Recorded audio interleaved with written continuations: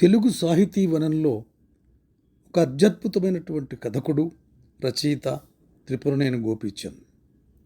చాలామంది రచయితలు కథను చదివిపిస్తారు, కానీ చదివిన తరువాత లోచనాల్లో నుంచి ప్రపంచాన్ని ఒక విశిష్టమైన, ఒక విభిన్నమైన దృక్పథంతో చూపును నేర్పగలిగినటువంటి రచయిత త్రిపురనేని గోపీచంద్. అది అందులో ఆ కళలో అగ్రగణ్యుడు త్రిపురనేని గోపీచంద్. అయితే ఆయన తండ్రి దగ్గర నుంచి పొందిన గొప్ప ఆయుధం ఎందుకు అని ప్రశ్నించే తత్వం. దీనివలన ఆయన జీవితంలో చాలా సంఘర్షణలు అనుభవించాడు.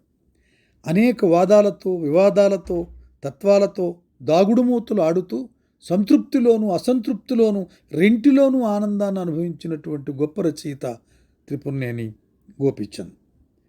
జీవయాత్ర సాగుతూనే నిత్య అన్వేషకుడు, నిత్య నవ్య పథికుడు గోపీచంద్.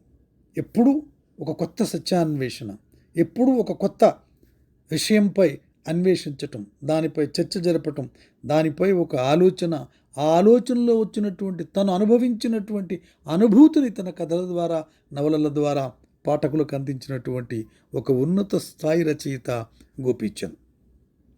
అయితే అనేక రచనల్లో కనిపించేది విలువల మధ్య పోరాటం ముఖ్యంగా గమనించదగినటువంటిది. నాస్తికత్వపు భావజాల ప్రభావం సహజంగానే గోపీచంద్ పైన ఉండేది, కానీ తరువాత కాలంలో ఆయన ఆస్తికుడుగా మారాడు.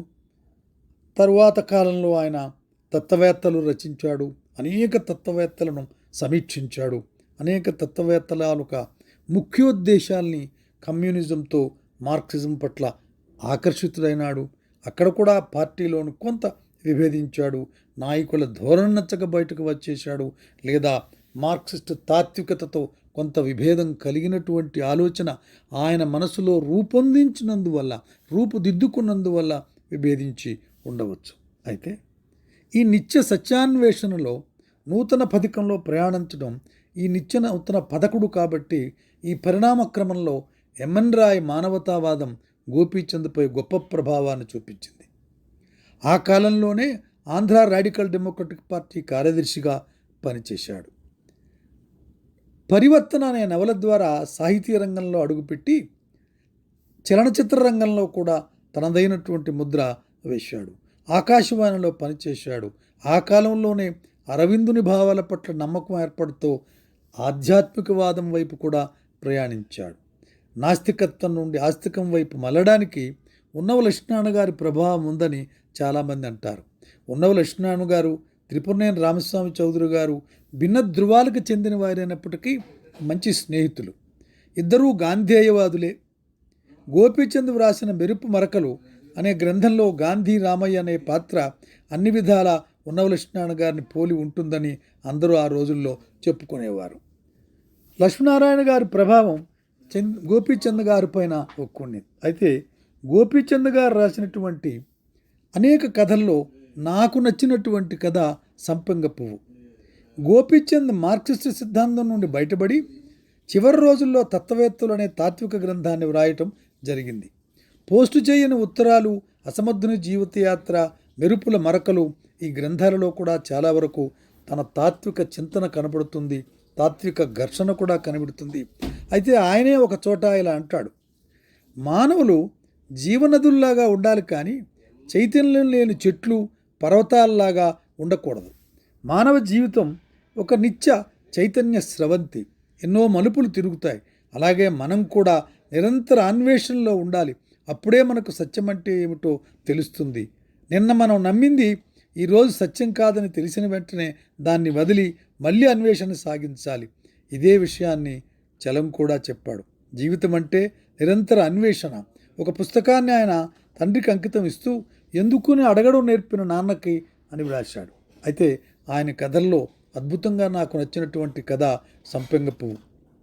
ఈ కథ సాంతం చదివితే చదువుకున్న స్త్రీ నవీన విధానంలో ఉత్సాహంగా సాంఘిక వ్యవహారాల్లో పాల్గొంటూ ఉంటే ఆమె నడవడి కార్యక్రమాలు పట్టణాలలో, నగరాల్లో పెద్ద వింతగా ఉండదు. కానీ పల్లె కాక పట్నం కాక ఉన్నటువంటి ఊరికి వచ్చి మగవారితో కలుపుగోలుగా ఉండి ఆధునిక విధానంలో క్లబ్ స్థాపించి వెళ్ళిపోతే ఆ ఊళ్ళో మిత్రుల మధ్య ఏర్పడ్డ వివాదాలు, ఆ స్త్రీ మీద అభిమానము గల పురుషులు ఎలా ప్రవర్తిస్తారు, వారి ప్రవర్తన తెలుసుకున్న ఆ స్త్రీ ఎలా రియాక్ట్ అవుతుందన్న అంశం మీద ఈ కథ సాగింది.